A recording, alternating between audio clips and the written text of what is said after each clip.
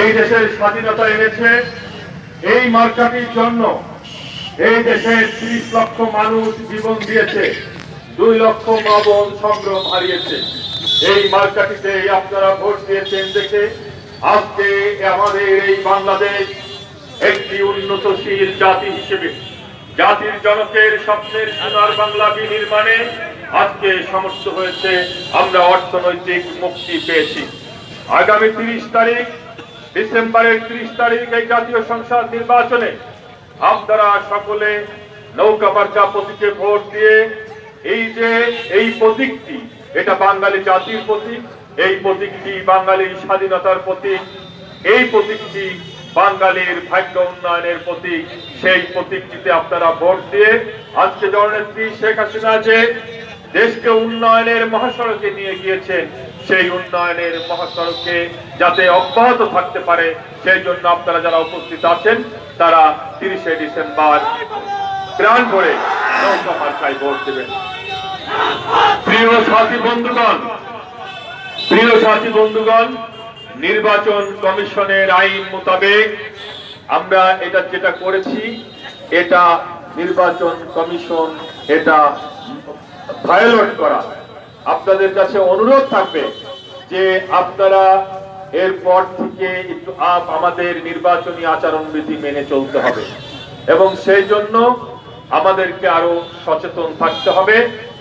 এই আশাবাদ ব্যক্ত করে আমি আপনাদের সন্তান, আমি আপনাদের ভাই, আমি আপনাদের বন্ধু।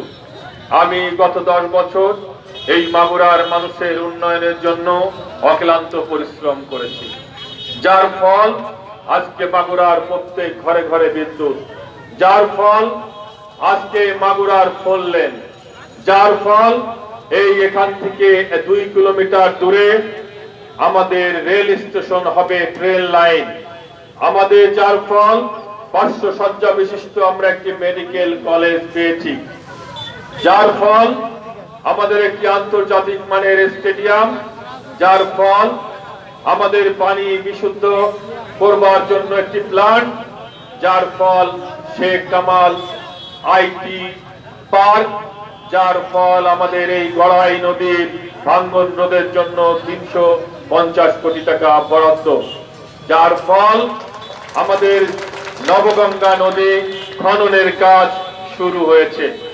আমরা এই উন্নয়নের অগ্রযাত্রা ধরে রাখতে চাই। ইতিমধ্যেই আমরা বন্ধ টেক্সটাইল মিল খুলে দিয়েছি। এই শ্রীপুরের আমতলে একটি গার্মেন্টস হয়েছে, যে গার্মেন্টসে 4-5 হাজার লোকের কর্মসংস্থান সৃষ্টি হয়েছে। আমরা আমাদের সামনেই একটি অর্থনৈতিক অঞ্চল করব। আগামী 5 বছরে আমরা 50,000 লোকের কর্মসংস্থান সৃষ্টি করব। আমরা আমাদের রাজনীতিকে মানুষের কল্যাণে রূপান্তরিত করেছি। পাশাপাশি অন্য মার্কা নিয়ে অনেকেই আসবেন যারা জ্বালাও পোড়াও ধ্বংসের রাজনীতি করে, যারা এই দেশকে পিছনের দিকে নিয়ে যায়, যারা এদেশের মানুষকে হত্যা করে, যারা এদেশের অর্থনীতিকে লুণ্ঠন করে। আপনারা তাদের দিকে সজাগ থাকবেন।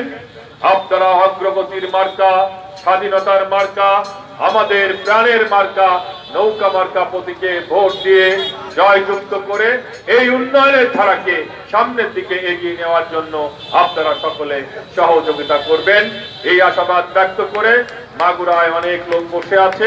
আমি আমার বাবার কবর সহ মাগুরা জেলা আওয়ামী লীগের নেতৃবৃন্দের কবর জিয়ারত করতে যাব। আমি আমার কথা এখানে শেষ করেছি।